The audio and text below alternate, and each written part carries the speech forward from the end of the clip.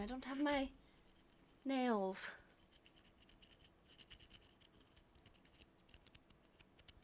I mean, it kind of works. Anyway.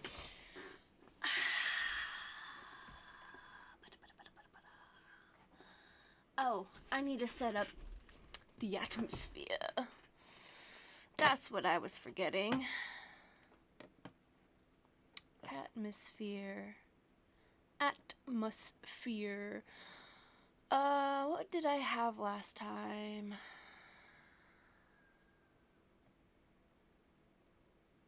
Ooh.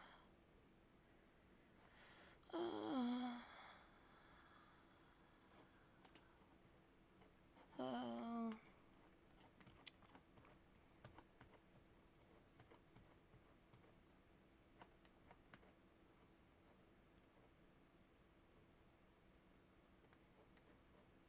wait.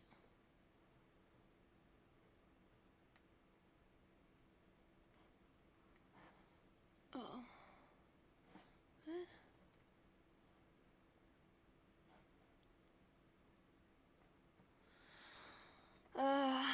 Where was it?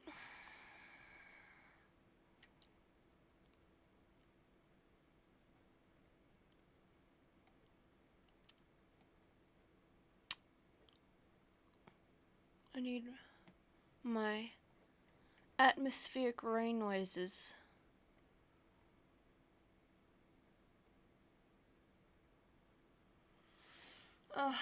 Let me see.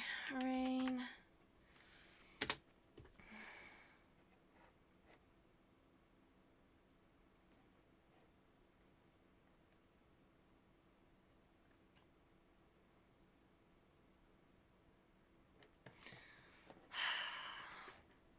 Royalty free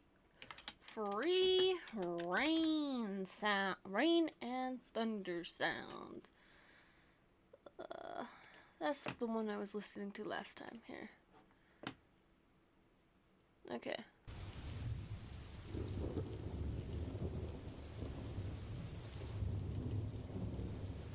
Not too loud.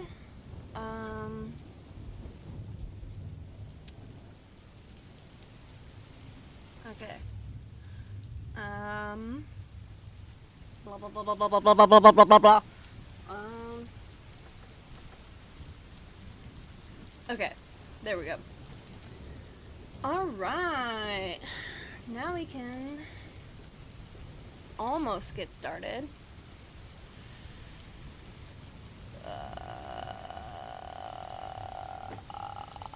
Okay. We need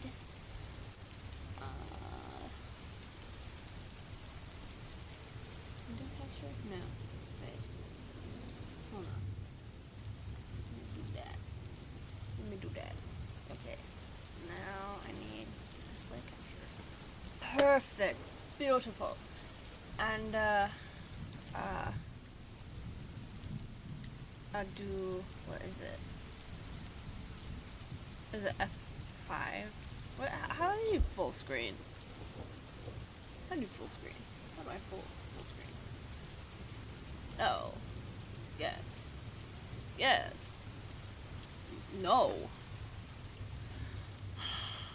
Guys, I'm stupid. How do you full screen on Windows? F11, that's right, F11. F11. Oh, right. I am, well, okay. I need to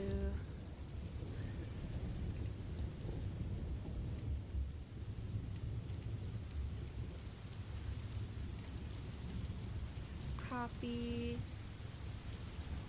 and then we're gonna paste, copy, and then paste, chat, and then pin that. Okay. Alright. Now that we have some atmosphere, I was almost about to close out that tab. Let's get into the story.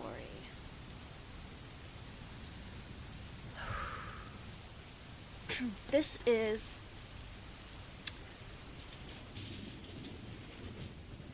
you know what? Okay.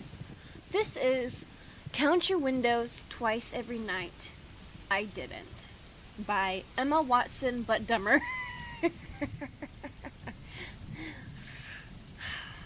Wow. The names that people have.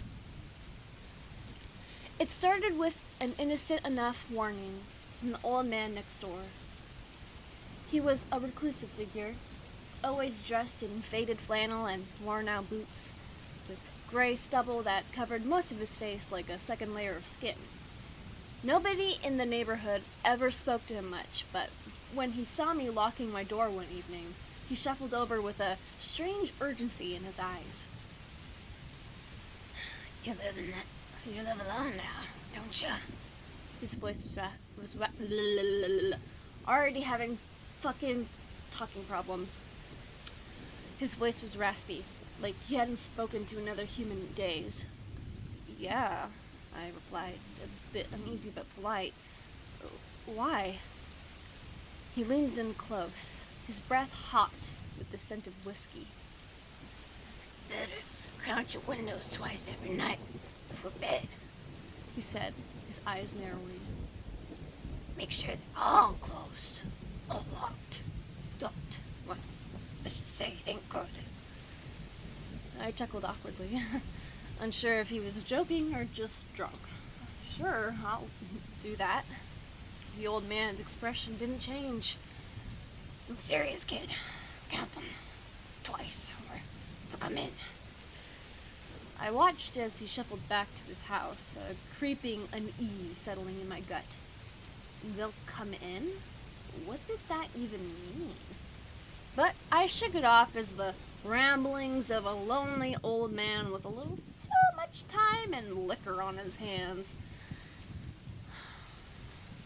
That night, as I wandered around my house before bed, I found myself thinking about this strange warning. I stood in front of the first window in my bedroom and closed it tightly. Then the one in the kitchen.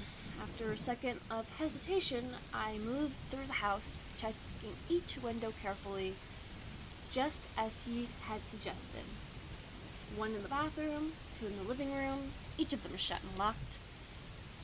When I reached the last one in the hallway, I counted again in my head. 5 windows, all sealed. It felt ridiculous, but I did it anyway. Twice, just like he'd said. Nothing happened that night, of course, but over the next few days, I couldn't shake the feeling that something was off. I noticed some, my God fucking damn it. God damn it. Oh, don't leak on me.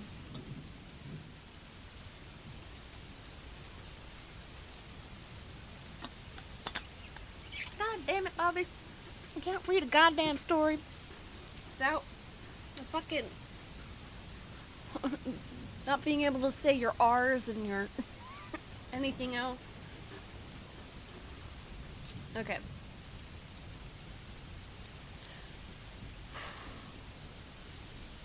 Nothing happened that night, of course, but over the next few days, I couldn't shake the feeling that something was off. I noticed subtle things, a draft even though the windows were closed, strange sounds late at night, and, most unsettling, a growing sense of being watched. The next week, I came home late from work, exhausted, and forgot about the old man's warning. I went straight to bed, my body too heavy with fatigue to bother checking the windows. I didn't even think about it until the middle of the night, when I woke to a soft tapping sound. Wait. Tap, tap, tap. I don't know if this made a noise. Tap,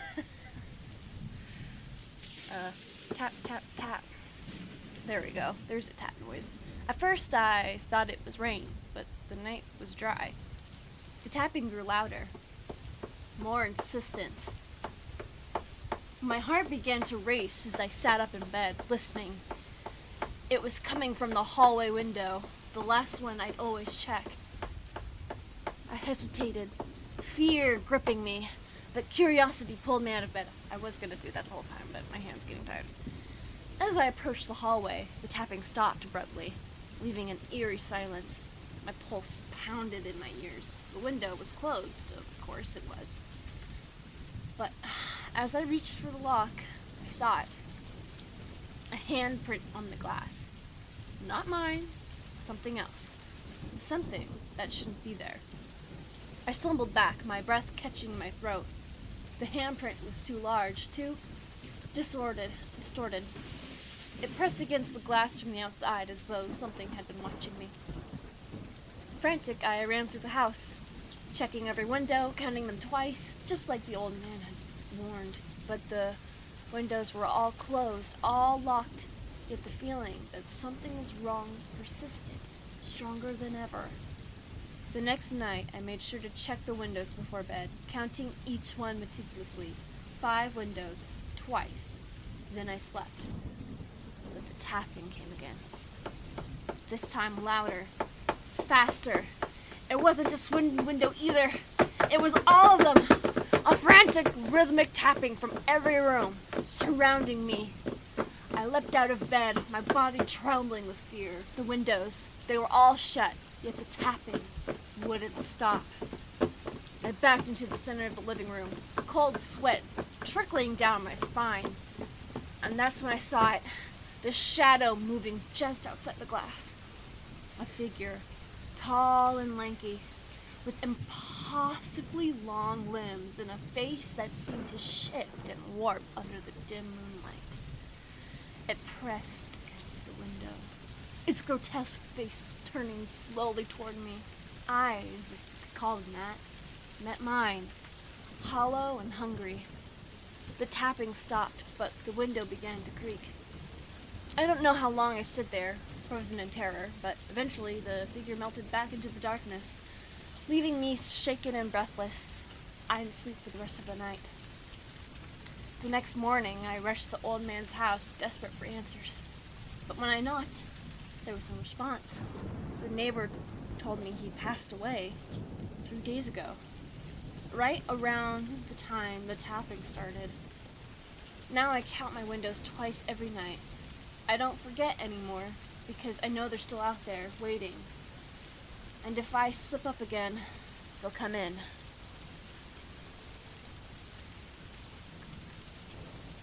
Alright, that was Count Your Windows twice every night. Alright, now we need...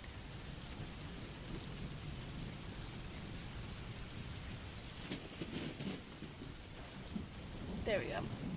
I saved the stories this time because I picked a couple. Alright.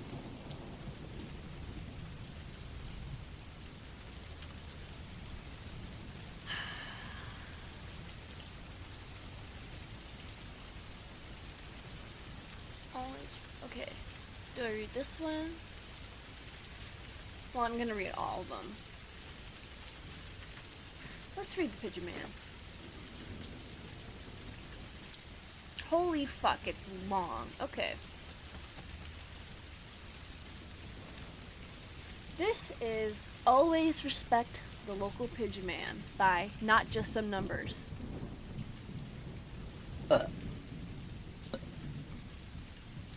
Excuse me. I have soup. It all started while we were walking to the bus stop. I've never bothered getting a car because of how cheap and mostly reliable public transport was here. A friend of mine worked close to my office, so we often took the same bus home. Lately, I've noticed an increase in pigeons downtown and near where we waited for the bus. Personally, I like the birds. I thought they were a bit goofy, and aside from all the poop they left, I didn't think they were a problem. My friend, Matt, hated them. He often had a new insult for the birds. That day was no different. At least 20 pecked around at the sidewalk in our path. He ran at them to startle them, causing the flock to move further down. I frowned at him for being so cruel. Okay. I think I was supposed to say he ran at them to startle them. Minor spelling mistake. Worst story of the year. Boo. Just kidding. I think any city with a pigeon problem also has a pigeon person. Someone who appeared homeless took care of the birds or treated them as if they were friends. Our local pigeon man was between us and the bus stop. He was dressed in a long black coat regardless of the weather. He fed and petted the birds as he talked with them. He had a beard, but it didn't appear unkempt. I wondered if he had a home and pigeons were just a hobby. He also had a sign made of cardboard asking for donations. He listed how much money it would cost to feed the pigeons he was so fond of. $1.50 for a loaf of bread to $25 for a month's worth of croutons. Matt nodded towards the man, ready to mock him, but I gave him a look to shut him up. We started to walk by them while dodging birds at our feet. The man tore off pieces from a freshly baked loaf of bread. There wouldn't be nearly enough for all the birds. I felt bad for them. I made it 3 steps past them as I sighed and turned around. Matt expected this. I have always been a bit of a pushover. He waited as I went over to the man and read over his sign again. Also, just so you guys know, my roommate is home, and their bathroom's right behind my room. So, if you hear pissing, it's not me. Or anything else. It's not me.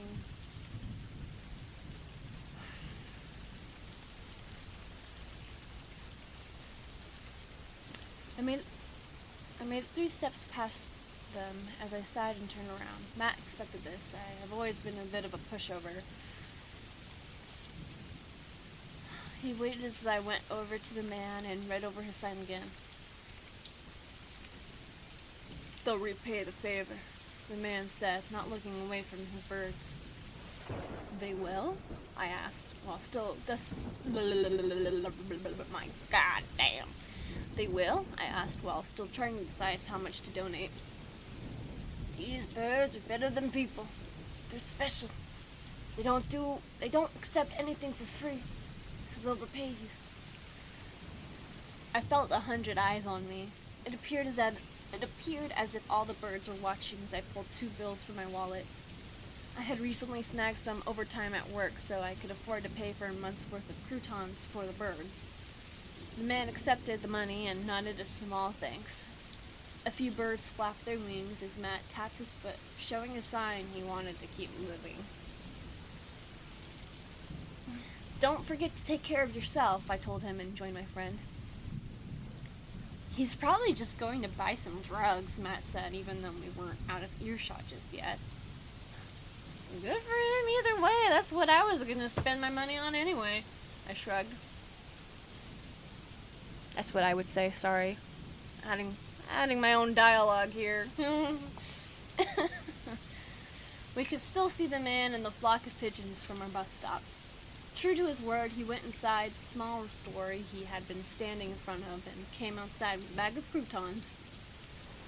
At least someone was taking care of the poor birds. But wasn't bread bad for them? It made them happy, so that was something. Our bus arrived and I had forgotten all about the exchange. It was only until a small incident happened a week later that I was reminded of the pigeon man. I had been about to cross the street and stepped off the curb when a pigeon flew in front of my face, scaring the hell out of me. Thankfully it did, because a car turned when it shouldn't have. If I didn't step back, I would have been hit.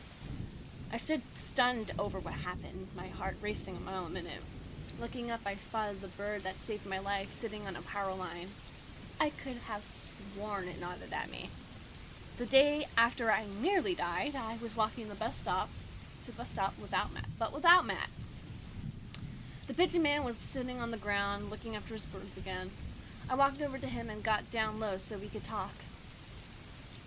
I only have this much on me today, I said, offering a $5 bill.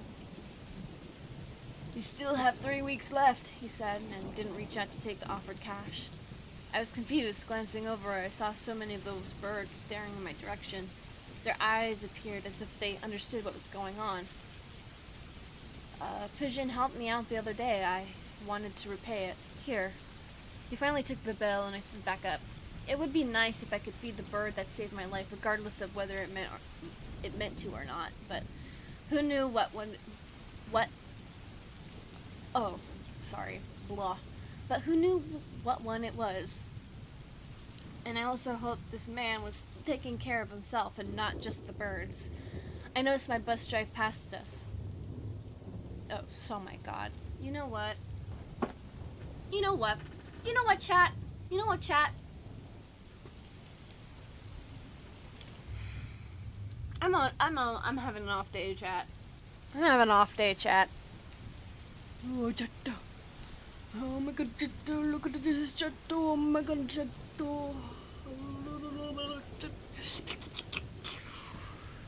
Okay, what am I doing? What am I doing?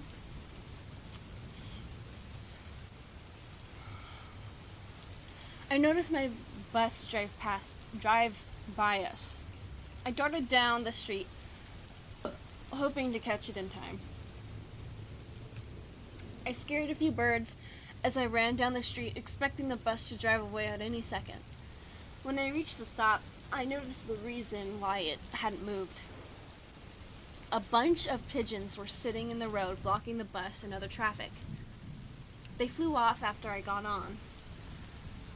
To be honest, I didn't give the man expecting favors from the pigeons. What?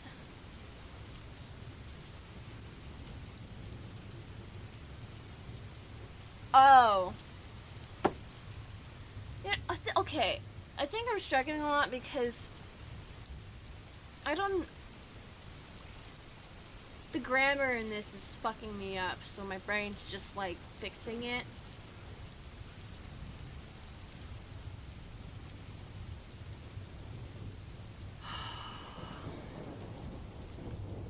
To be honest, I didn't give money to the man expecting favors from the pigeons. At first, I didn't even believe they were smart enough to do anything for a person and thought the man had some sort of harmless illness. For a moment, I wasn't sure what I believed, even if they were helping me out in some way because I bought their services. They were birds. What else could they even do? In the back of my mind... now that is just a complete typo. Alright. In the back of my mind, I was counting down the days until my so-called pigeon contract ended. On the final night, I came home very late because of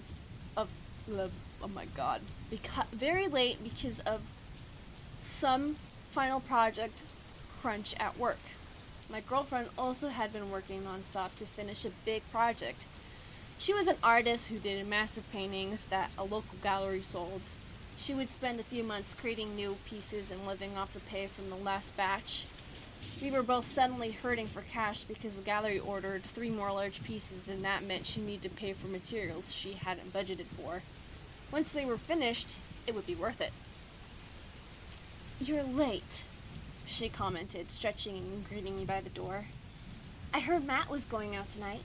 Did you go with him?"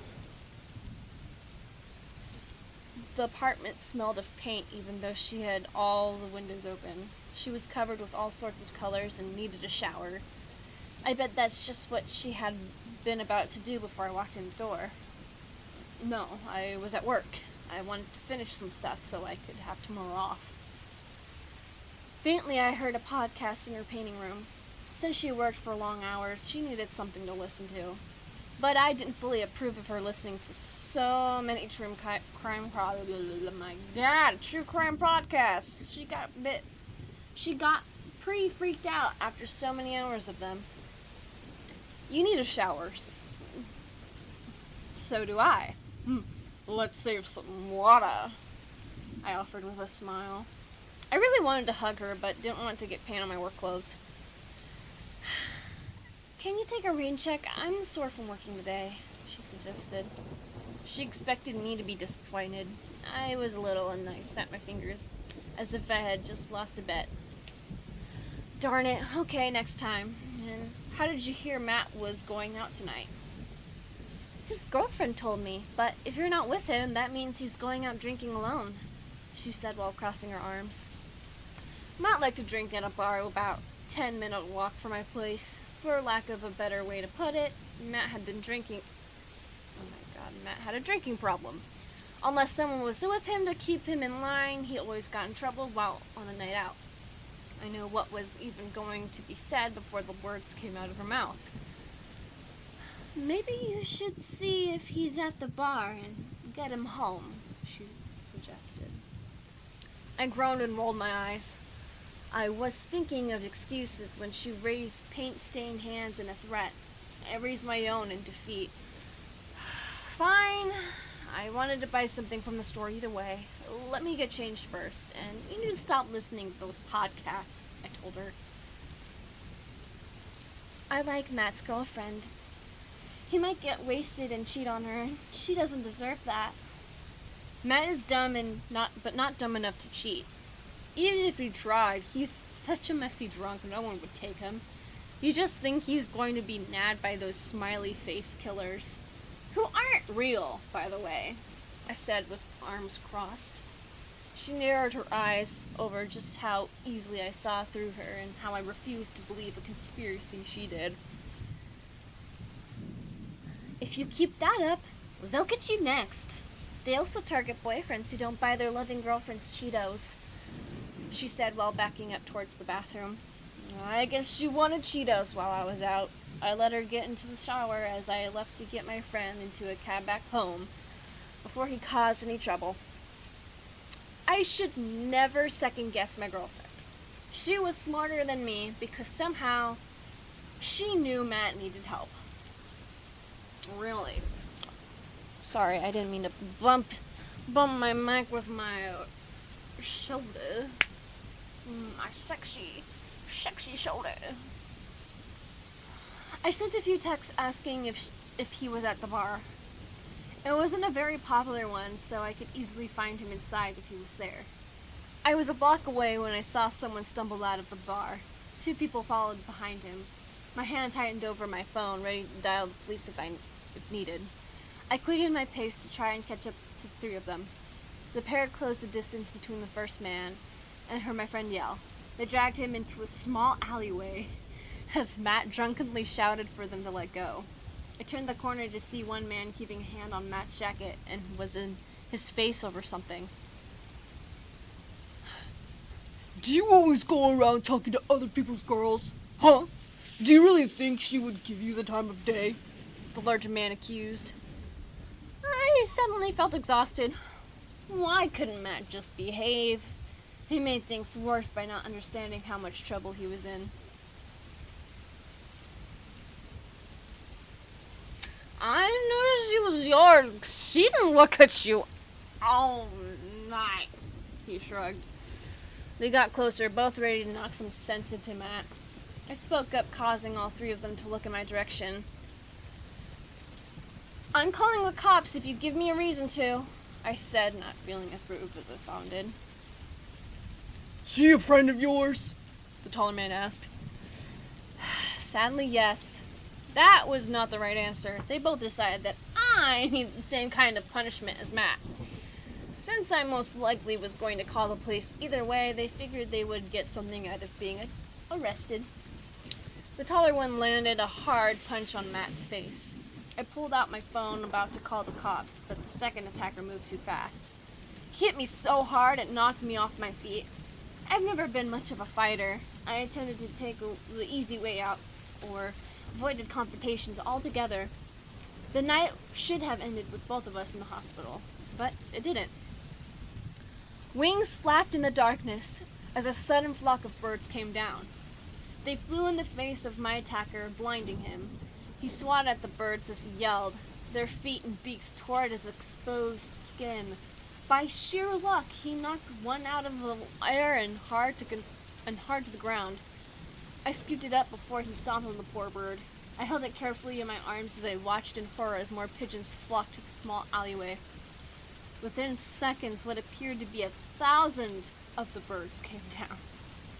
They mauled the two men. The sounds of their wings flapping were nearly deafening. Specks of blood and fabric flew out from the mass of feathers as they tore at the humans in the middle of the swarm. I didn't see Matt for a moment.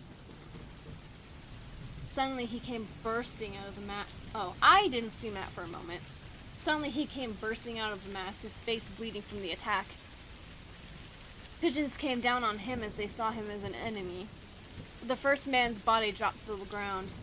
Through the flapping wings, I saw a mass of flesh and bone. These are some fucking sick-ass pigeons, man. I want an attack pigeon. I want attack pigeons. My stomach twisted and fear ran through my body when I realized the birds were eating them alive. And Matt was next. Wait, please! I cried out, expecting the birds to understand me. He curled in a ball on the ground as they pecked away. He begged me to do something, but there were far too many. He'll buy you croutons, I shouted, feeling a little bit stupid, expecting such an offer would work. Somehow, it did. The birds let up long enough for him to get up. He made a run for it, and I caught up to him and grabbed his collar. We were going to uphold our deal. He rambled scared and hurt, begging for us to just go home. I looked up to see hundreds of pigeons sitting on buildings looking down at us. I called a taxi to get us to the nearest open grocery store. No matter where we went, we were being watched. I still held the injured bird from the fight, unsure of what to do with it. It sat calmly in my arms as we went inside the store. We were an odd sight. One was beaten and bruised, while the other held a pigeon. We gathered up bags of croutons, hoping it was enough. Matt meekly tried to make me pay for some of them. I told him he had to do it. The birds already liked me. I wasn't certain how he would feed all the pigeons, but that was answered when we left the store. The pigeon man waited for us, and he accepted the bags along with the injured bird. Can we go home now? Matt said while looking around. He fidgeted, seeing so many birds watching us from all directions. I swear their eyes were glowing, but it may just be the streetlights reflecting off their pupils. Your friend is in the clear, but the birds don't like him. Matt, was it? You'll need to keep buying them food every month, so they won't punish you, the man said, almost sounding bored. Punish me for what? My friend demanded. You kicked one of them outside the bar tonight. I looked over at Matt, frowning in disappointment. The fact we got away tonight was a miracle. These birds had been nice enough to give him a second chance after he hurt one of them. It's just a bird. Don't fucking say that if you already know what happens, you stupid bitch. It's just a bird. Dude, you witnessed them maul people to death. Why are you being like, it's just a bird? No, it's not. And in case you haven't noticed, the city is theirs now. They're just nice enough to let us live in it. Unless you want to end up as the others tonight, you'll feed them. Those words chilled me down to the bone. Flapping came overhead. A few pigeons landed near us, their dark eyes watching our reactions. Finally, Matt smartened up and nodded, agreeing to the deal. The man told him how much he needed to buy each month and let us leave. I made sure Matt got home, and we swore not to speak about what happened that night. I think he was worried the police wouldn't believe pigeons killed people who were going to kick his ass. I got home late as my girlfriend rushed over, clearly worried. Only when I saw her I realized I'd forgotten the Cheetos. She didn't care about that. She wanted to know why I had a bruise on the side of my face. I made up a lie about two guys trying to make trouble, and we spent some time running around a few blocks trying to lose them before heading home. She believed that, and I finally was able to relax a little from such a weird night. 2 months had passed since then. I was aware of every pigeon staring down at me as I went to work. Sometimes they watched me through the office windows. A small feeling of fear hit my stomach every time I saw one of them. I should have expected Matt to not be able to last 2 months. He disappeared last week. My girlfriend is spending a lot of time with his girlfriend to comfort her. It kills me that I can't tell them the reason why he was gone. I haven't heard of any reports of the bodies of the two men showing up. After all, two pecked-to-death men on the street would be a big deal. I've walked by where it happened during the day. Aside from some stains on the ground, there were no signs of what happened. I met the pigeon man again, cash in hand. "Can I pay for my girlfriend?" I asked him. He smiled but didn't accept the money right away. "They only attack people who wrong them. They'll do favors and look out for the people who buy them food, but I think someday soon they'll fully take over the city. I have a feeling that day will be a bloodbath. The ones who will make it out alive will be the people like yourself. So, do you have any family that lives in the city?" Luckily, I didn't. I paid him and moved on silently, starting to plan when to move. It would be hard starting a new place. My girlfriend has only sold work to a local gallery. I hoped she could do the same thing if we left here. I didn't know how much time we had left, but it feels as if more and more pigeons are appearing on busy streets. Do me a favor. Take care of your local pigeon man. He might be more of a help than you first realize, and whatever you do, don't mistreat pigeons no matter how much you dislike them. Alright. That was Always Respect the Local Pigeon Man. I need to like the stories that I've read. This is going to be the last story I read today.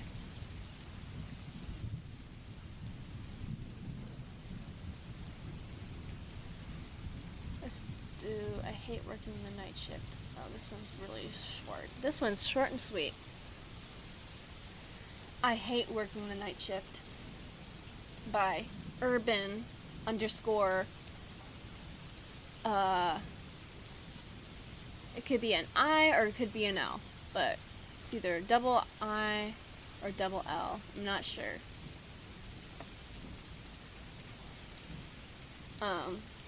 But you know, their users right here.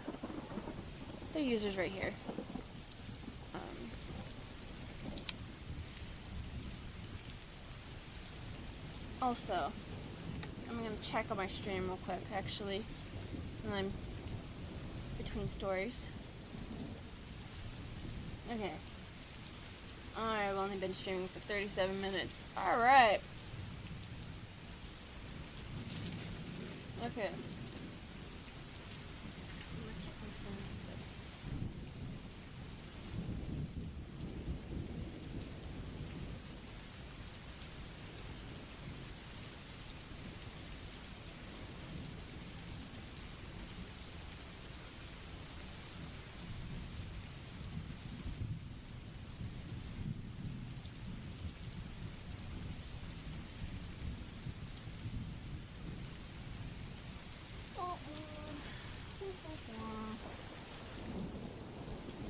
Okay.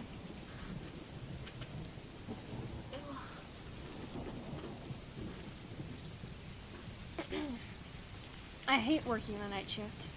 I work the night shift at a data center from 10 at night until 6 in the morning. My job is network monitoring. Basically, I stare at a computer screen all night watching for alarms. Once per shift, I walk back to the server racks and make sure all the cooling systems are functional. Assuming nothing is wrong, which is almost always the case, I am free to browse the internet until morning. Last week seemed to be no different. After receiving the turnover from the evening shift, I settled in for another boring night. I read through the day's emails, opened my monitoring software and camera feed, and started looking for the night's entertainment. My typical activity is to freak myself out by watching scary stories on YouTube. Wow, that's totally not kind of what I'm doing right now. The environment is perfect. Lights dimmed, all alone in an empty building for hours. I pulled up a compilation of terrifying true scary stories and let my imagination run wild.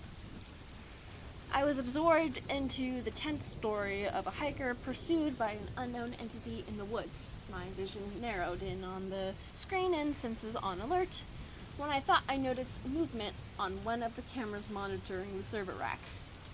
I felt a pang of anxiety and my heart jumped, but this was not my first time intentionally frightening myself, and paranoia is inevitable in this situation. I put the camera feed into full screen. The lights were all off in the data hall, as they should be. They only turn on when there's movement. Just my imagination. Still, I kept the panel opened in full screen while I went back to my video, glancing back occasionally. Not 5 minutes later, I saw a shadow again out of the corner of my eye. Looking at the camera feed, I still couldn't see anything and the lights were still off, but I knew I saw something move. I got up from my desk and walked out into the hallway, then through an access door to the data hall. The rows of fluorescent lighting all clicked on at once, flooding the room in light. I paused to let my eyes adjust and tried to slow my breathing. I strained to hear any signs of movement somewhere in the racks, but the drone of the servers covered up any noise. With mounting dread, I began checking between the rows. With each corner I rounded, I felt my panic grow. My heart pounded louder than the scream of the servers. As I approached the last row, I knew that whatever I saw would be so unthinkably horrible, my body would not be able to bear it. Sorry. I could barely breathe. My hands and face were dripping cold sweat, and I felt the urge to vomit. I willed myself forward and, in a moment that felt like an eternity, rounded the corner and saw nothing. I was alone, of course. I let myself get freaked out again from those stupid videos. Relieved, I went back to my desk.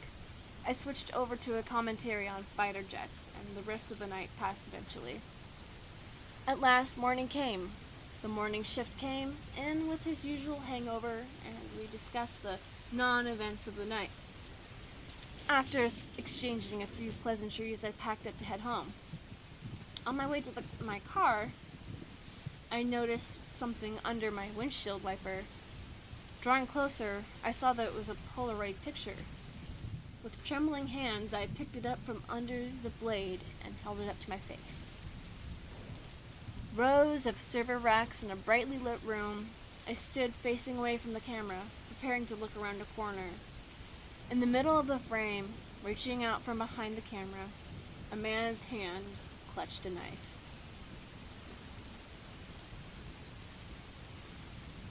Alright, that was short and sweet.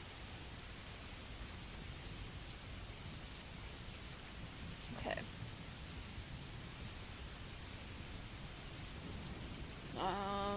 This one. I haven't read this one yet. Oh. Read that one. That one. Here we go. Here we go. This is the Eagle, I just moved house and there are no women in this town. By The Eagle Strikes. I just moved house and there are no women in this town other than me. On the day of the property viewing, that wasn't the case. These streets were bustling with men, women, boys, and girls. It felt like any ordinary town. Cul-de-sacs branched off from the main strip, cozy pockets of red-bricked homes and cobblestone streets. There was a local drinking hole named after some animal or monarch, assuming that it's often one or the other, though I'm not calling the two things synonymous. It had every ingredient of a quintessentially British settlement. I'm gonna drink some water, dude.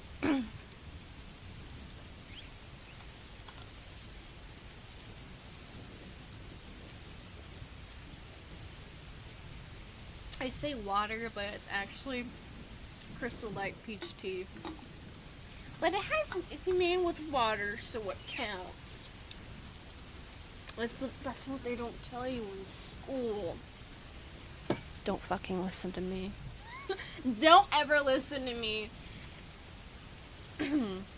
1 month later, however, I returned to a very different place. Moving Monday, as I called it, was overwhelming for exactly 37 reasons, and the emptiness of the town didn't make the list. My ever-growing list of things to remember. What a waste of a day off, I thought. Wait. Okay. Why is this... Why... Okay. Just nitpick. Nitpick here. Nitpick. Why are you emphasizing exactly 37 reasons? Like, what's the significance of that number? Because I don't think you're gonna... I don't see that you are going into a list of the reasons. So, I don't see the point in saying exactly 37. That doesn't... It's one of those details that doesn't add anything to the story. That's all I'm saying. That's all I'm saying. That's all I'm saying. Okay. Anyway, I wasn't concerned by the lack of women. In fact, I hardly noticed the lifelessness at first. After all, I arrived a little after lunchtime on a weekday, so I assumed most people were at work.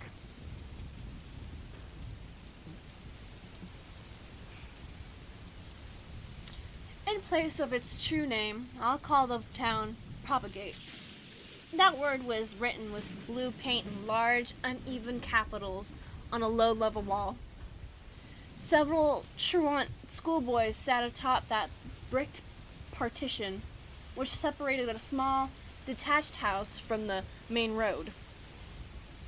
Oh my god. That soup is fighting me right now.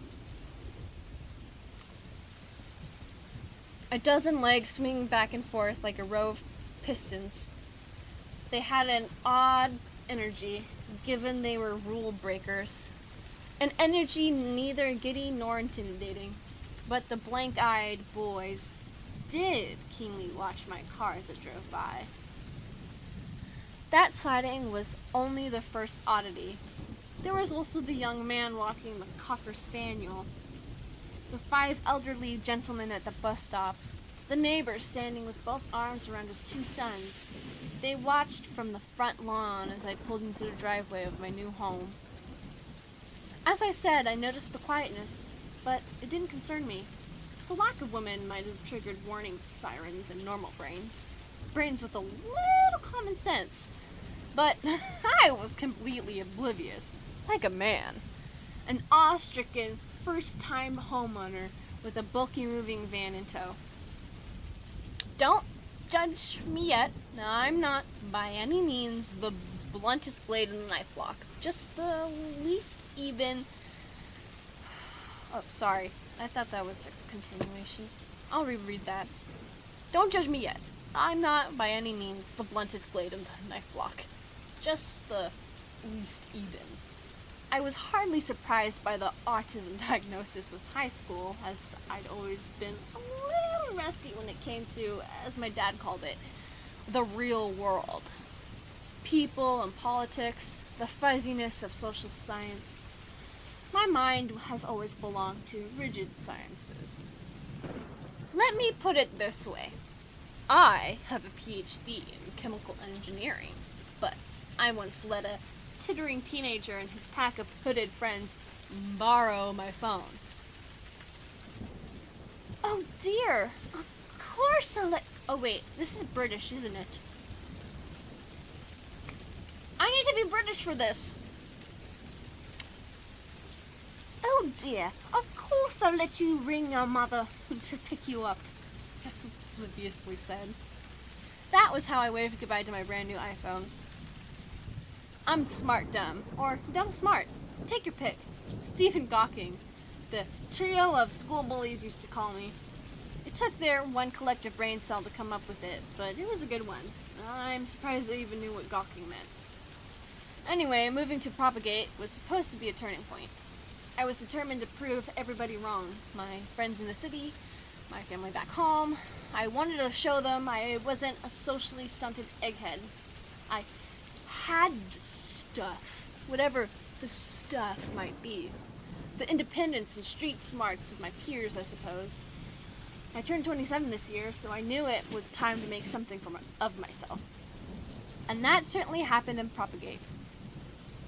After only half an hour, the two movers had unloaded all of my belongings and they left me alone. I heard one of them mutter about a strange look from a neighbor. Given what would follow, they were right to flee. I spent the next few hours sorting through my belongings, but my mind soon started to wander. I needed something less mind-numbing to do, so I decided to spend the rest of my day exploring Propagate. I took a stroll to the nearest convenience store, hoping to familiarize myself with the layout of my new town. And as I left suburbia behind, Propagate's true nature revealed itself to me. I entered a main street littered with dozens upon dozens of townsmen, far more than there had been on my street. And there came a twisting feeling in my belly. And even an atypical mind like mine knows when it's outnumbered.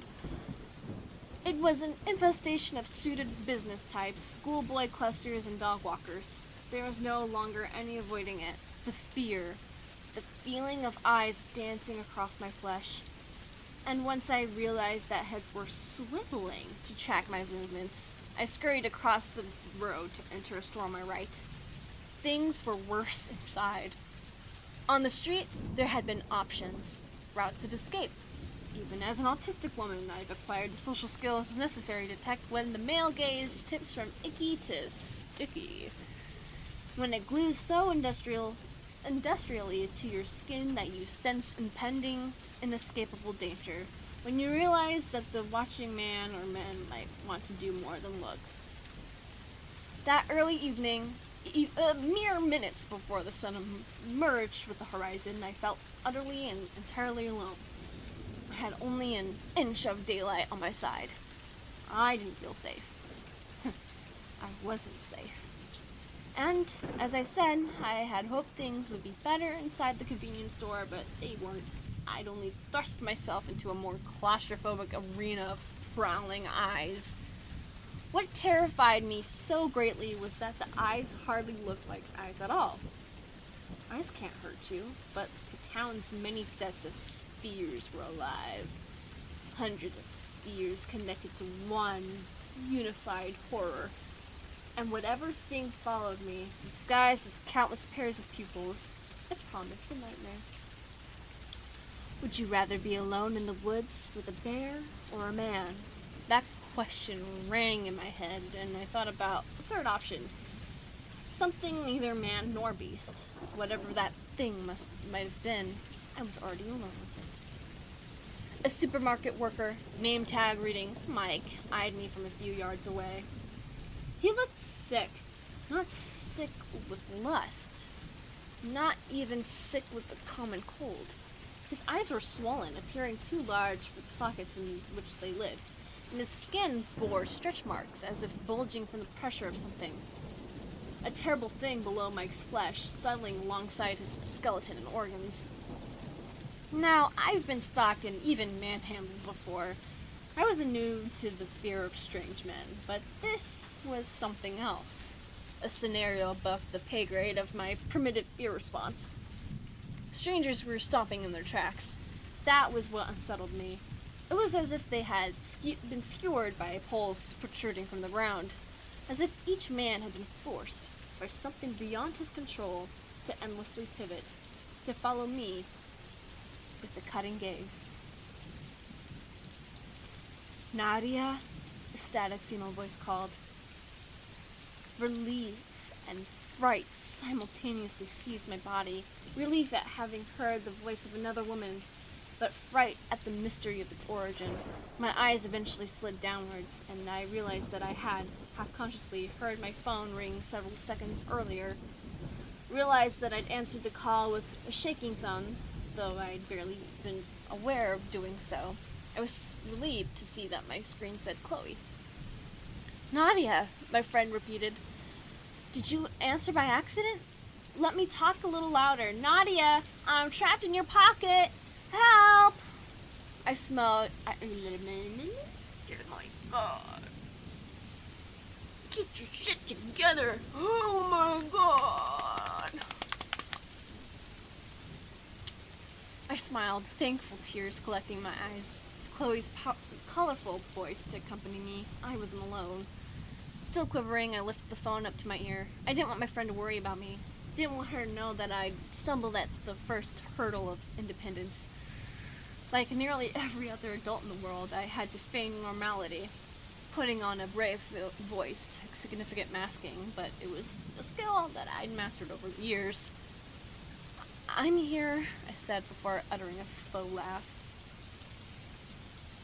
Oh wait, I forgot. It's British. I forgot. It's British. It is in British land, and we have to talk British. I'm here, I said before uttering a faux laugh. Sorry. It must have been my yacht that answered.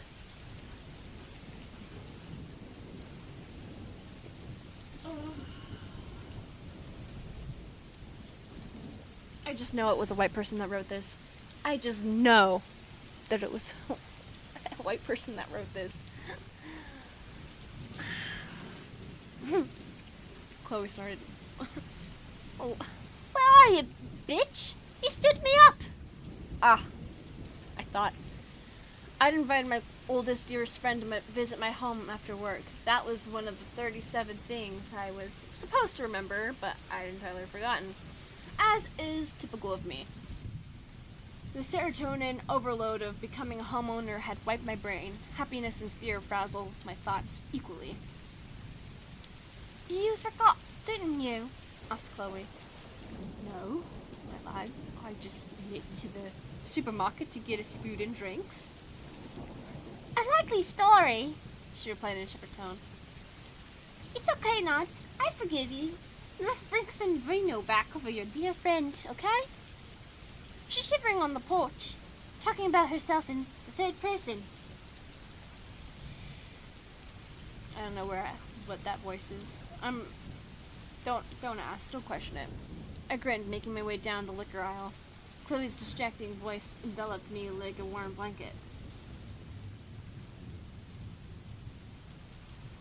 She helped me to temporarily forget about the many watching eyes, and I soothed the remaining ache in my chest with a little sensory stimulation. Let my fingers brush against the bottles of Sauvignon Blanc on the middle shelf. I don't know how to say wine names. Let my gaze brush against price labels beneath.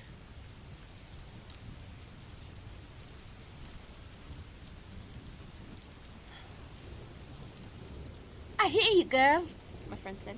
You're drooling over the dirt cheap brands. It just seems unnecessary to buy an expensive bottle.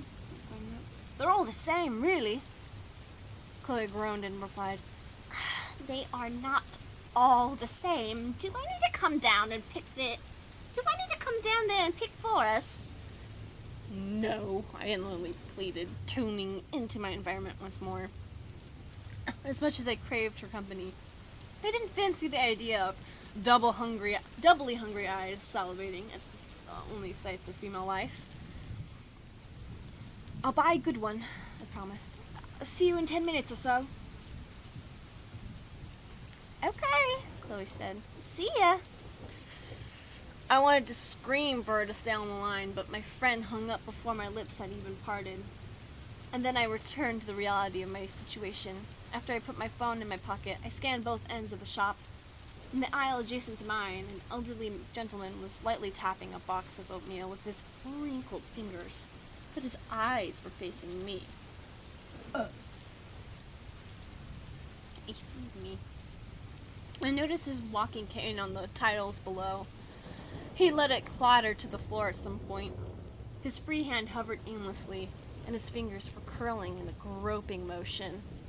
Not for the cane that he'd been holding, for me. I drew blood from my bottom lip, tightly biting it to stifle a slight whimper of horror. Then I spun my head back to the line of liquor.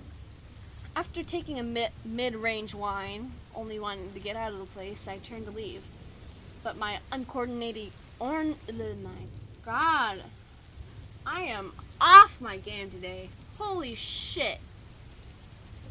I'm fucking sober right now. Completely.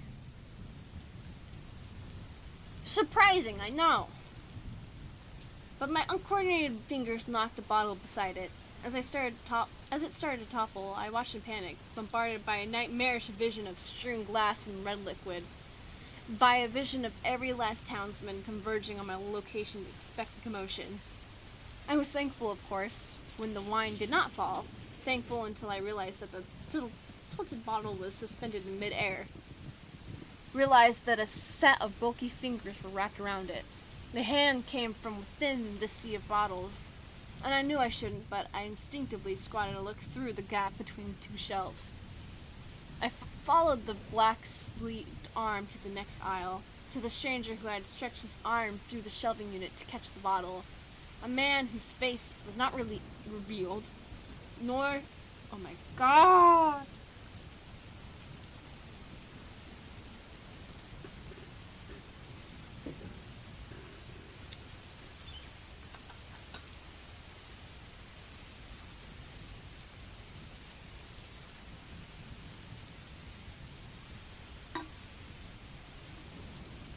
Struggling tonight. Struggling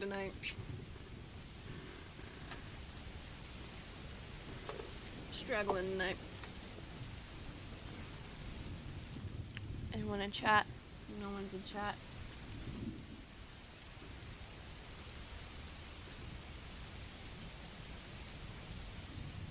It's infinite.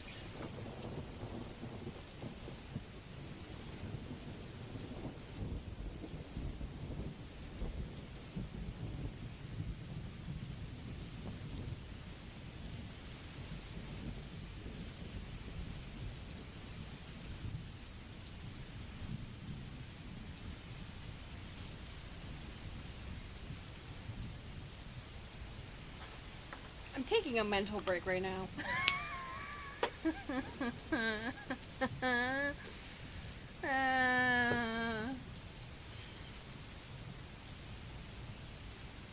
Okay.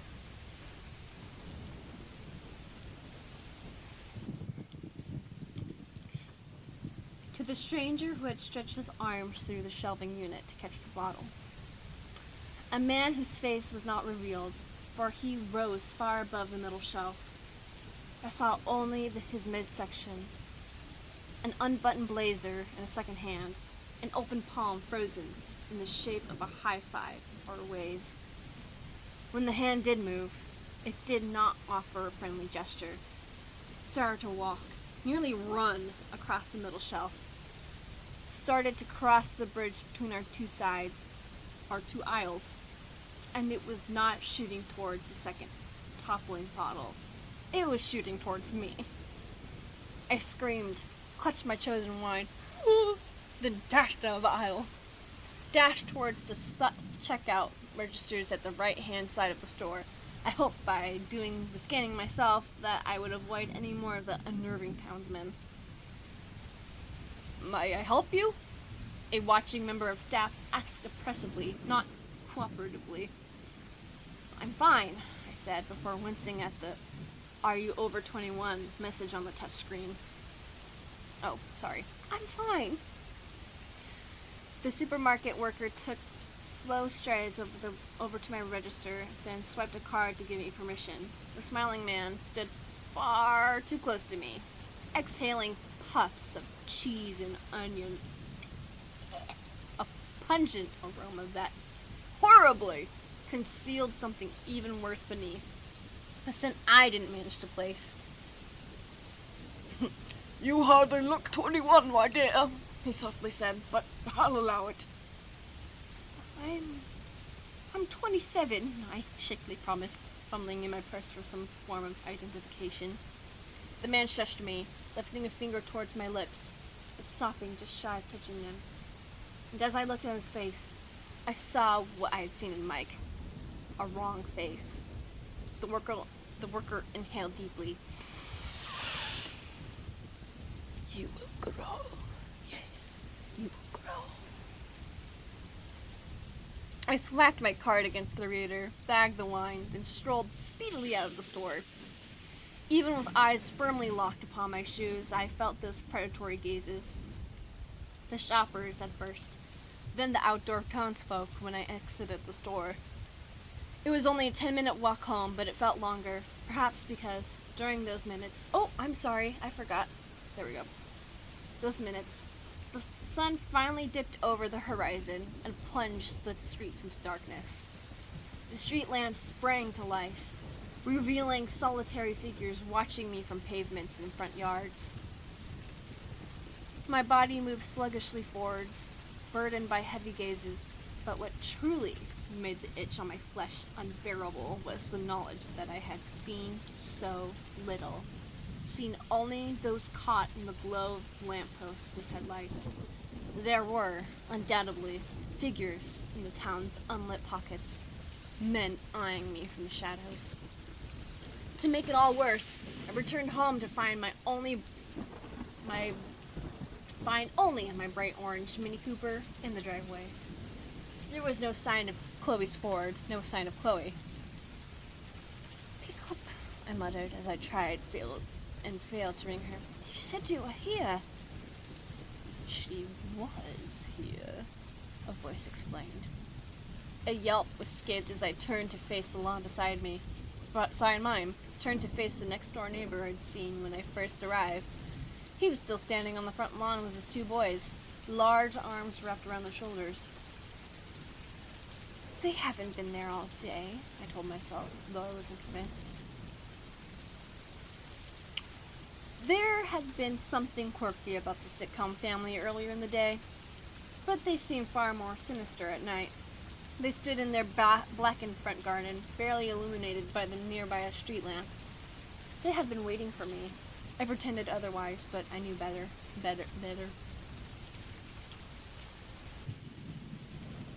"I beg your pardon?" I asked, voice coming apart at the seams. The father smiled and said, "Your friend. She was here." "We invited her inside for a cup of tea," one of the boys stated.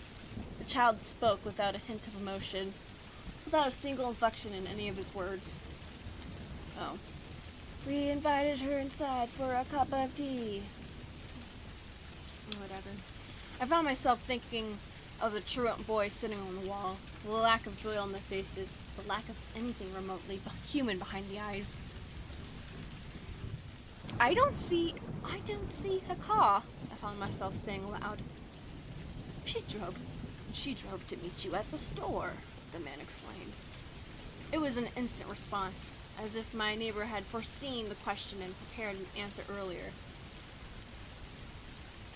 "Oh, that reminds me," he continued, stepping onto my driveway and bringing his eerie smile into the light.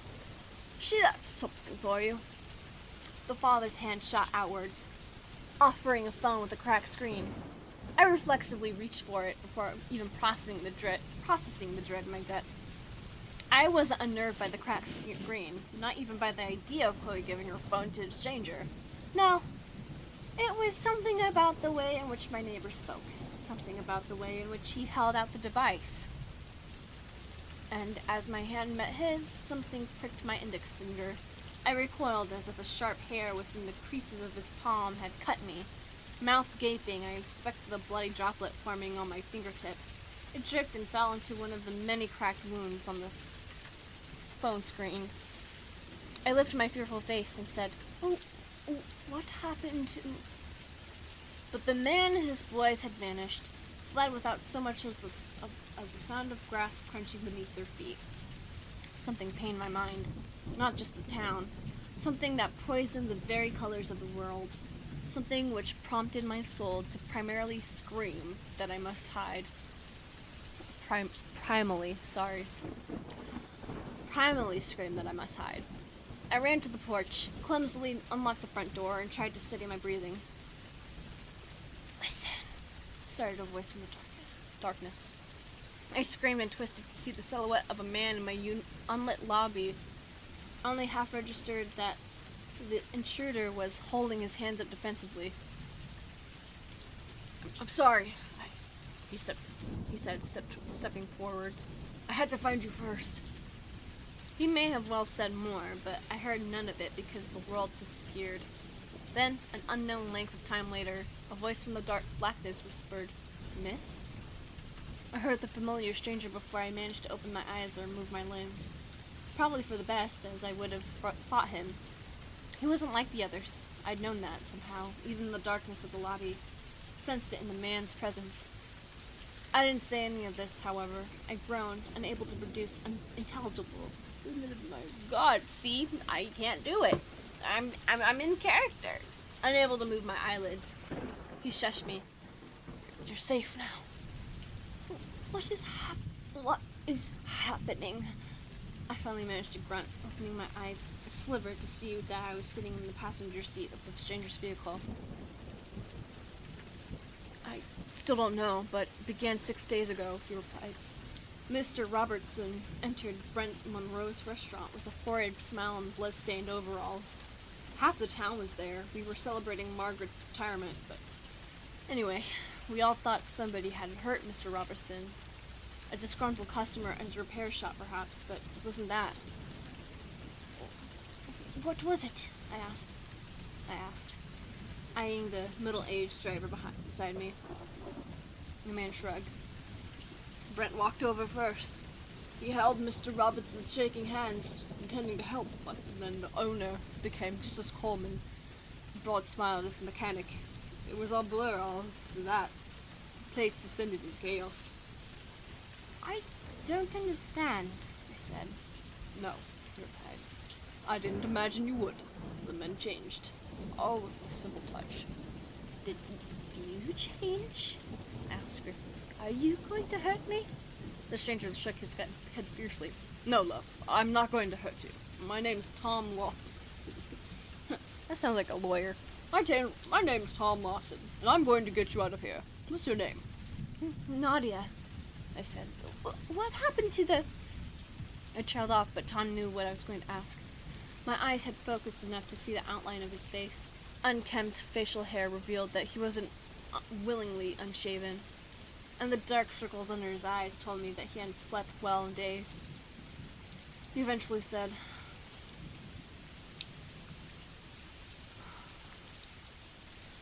I had a wife and 2 boys, Katie, Jack, and Sam. I thought only of them. That was why I didn't stay at the restaurant, why I didn't help anyone. When I drove through town, I saw men and boys carrying the limp bodies of wives, mothers, daughters, and sisters. But they weren't dead. Tom noticed me inspecting the dried blood on my index finger, and he nodded. They didn't want to kill the women, Nadia, the man explained. They wanted something more. They wanted something worse. Something no man should want. But they're not men. I reckon you know that by now. I don't know what the hell's going on with my accents, by the way. I'm just trying to get through this at this point. Okay? Maybe I'll stop. Maybe I'll only have one British accent and I'll be done. I hung my head. Tom said, it spreads by skin touching skin. Only the men. I don't know why. It might be a virus. Might be the rapture. All I know is that, whatever they were, I didn't want to become it. You don't have to explain yourself, I said. I just want to leave this place. Well, anyway, I came home to find my street in disarray. I don't know how it spread so fucking quickly, Nadia. The man paused for a long time, tears brewing in his eyes. It took my boys. I had no words, so I sat silently. They were waiting for me in the front hallway, he continued, and they told me that they hadn't seen their mother. I wanted to hug them. I did, but they were lying. and you weren't my boys anymore. What happened to your wife? I asked. The man started to sob. I don't know. Why are you still here, Tom? Why haven't you left? Where would I go? She replied. I have nothing. No one. I wanted to redeem myself, Nadia. I wanted to help those left behind. People hit at first. Those not infected. Those not taken. But it caught up to all of them in the end. Haven't seen a woman in days. Not until you, of course. Rotten timing, I said. Oh, rotten timing. I said. He shrugged. I found you before they did.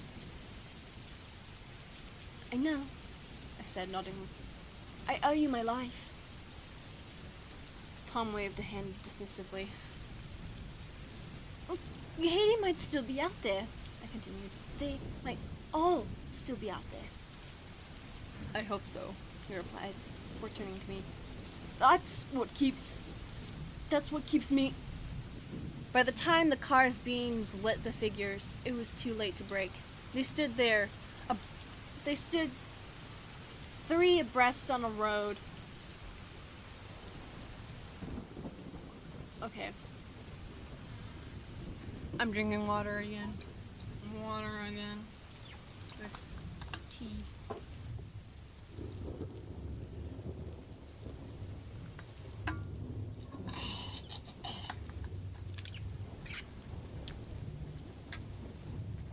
They stood 3 abreast on a road near the perimeter of town. A road without street lamps. The barricade of bodies was revealed by the headlights only when 200 feet away. And believe me when I say that, whilst traveling at 50 miles per hour, it takes only a couple of seconds to cover 200 feet. Tom managed only to veer the steering wheel to the left, losing control of the car and colliding with a tree beside the road. The force of the impact didn't leave us unconscious. A small blessing, given that the 3 strangers were already approaching our vehicle before I even managed to undo my belt. After freeing myself, I placed a hand in my empty window frame, cutting my hands on on glass shards. I was grateful that the front bumper of Tom's Jeep had taken the brunt of the impact, but we were not both unharmed. The driver grunted painfully as we clambered out of the car, clutching his abdomen. Then he offered me a bloody smile. I'll keep them occupied, Nadia. Go. I wanted to stay and argue. It was the proper thing to do, but the man, having sustained either minor or major injuries, had already started strolling towards the approaching figures. Either neurodivergence or my flight response kicked into gear, and I found myself running along the road, running back into town because I didn't fancy my chances with the bulky men who were blocking our escape route. There were frightened cries from behind, and then there weren't. Tom Lawson had been unplugged. His scream did not fade. It instantly died. He chose to stop screaming of his own accord. I knew what that meant. I knew what had happened to him. The road back to town was obstructed by several more men walking